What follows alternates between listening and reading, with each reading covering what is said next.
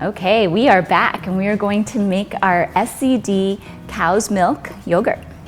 Which is a vital part of the SCD, right? It provides probiotics and protein and vitamin D and calcium and calories, and it's a base for lots of baking and cooking. So it's very important that you get how to make yogurt down, and it's the easiest thing you could ever do once you get the hang of it. So first, we heat the milk.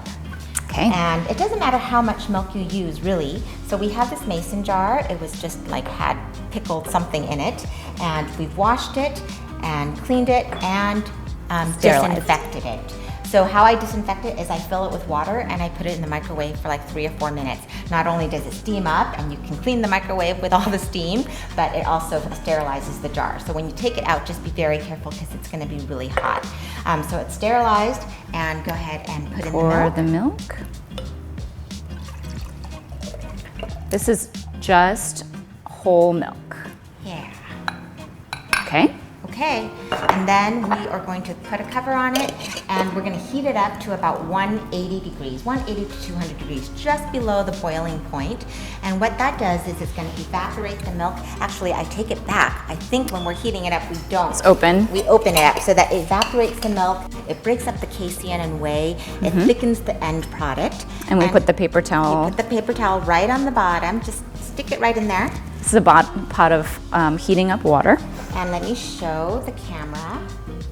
So it's just paper towel and the yogurt.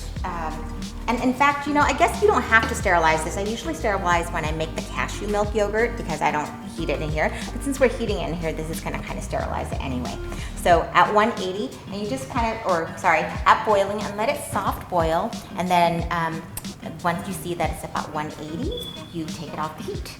And here is the thermometer waiting for us to check that it's going to be 180. And we'll be right back once the milk is heated. All right, so I think this is at 180. So we're going to take it out. Be very careful. It's hot.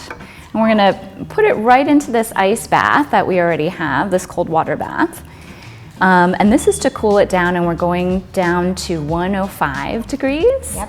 105 to 110, Yep. Basically when it's warm to the inner part of your arm. That would be great if you didn't have a thermometer on hand. And why would we want it to be that temperature? Well, when we put the starter in, we don't want to kill off the bacteria. So we want live bacteria to be able to ferment. And so I think once it's at 105, then we'll put the starter in. Yeah, and when the thermophilic bacteria, the ones that they use in yogurt, like it to be that warm. And that's how warm the water bath is for the actual yogurt maker.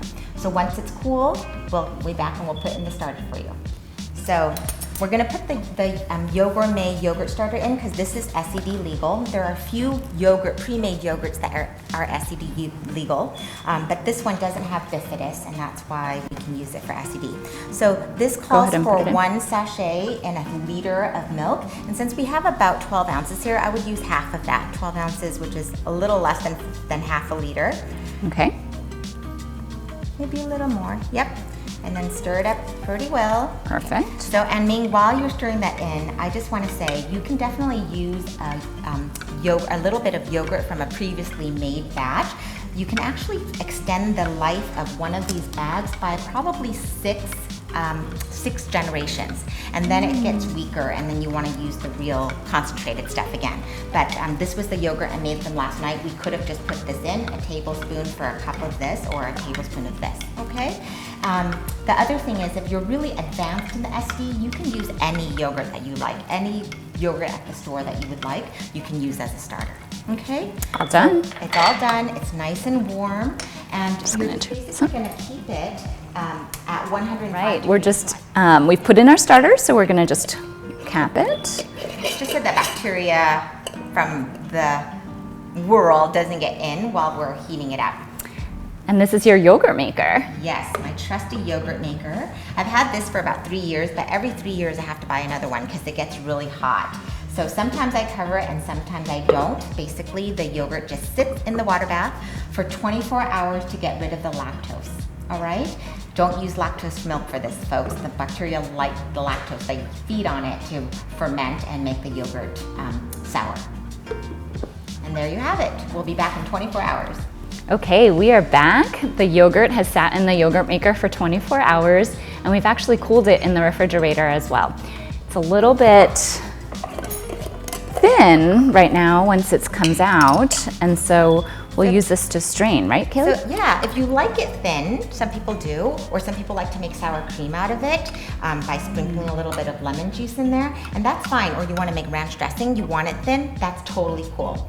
But if you want it to be the consistency of Greek yogurt or like strained it up to be like farmer's cheese that thick to use in bacon, then we'll show them how to strain it. Okay, so this is just a bowl, a strainer, and a cheesecloth. And you want the strainer to be a little bit thin, not thin, but fine. Fine mesh. Yeah, fine mesh. Okay. And then we just pour it in there. Ooh, it's pretty Right. good. And I don't know if it's gonna let us see some whey dripping to the bottom. Okay. So then I just kind of cover it up just because it's going to be sitting in the refrigerator. So you want to strain it in the refrigerator. And I don't, oh, see, Yeah. already a little bit of whey is coming out. And if you stick it in the refrigerator for 24 hours, when you come back, you'll see it's a really thick, cheesy, cream cheesy, kefir cheesy consistency. And you strain it for 3 days, it becomes hard enough to kind of cut and fry up like paneer cheese. Ooh, yum. Yeah. Thank you guys. And that's all there is to it. Enjoy.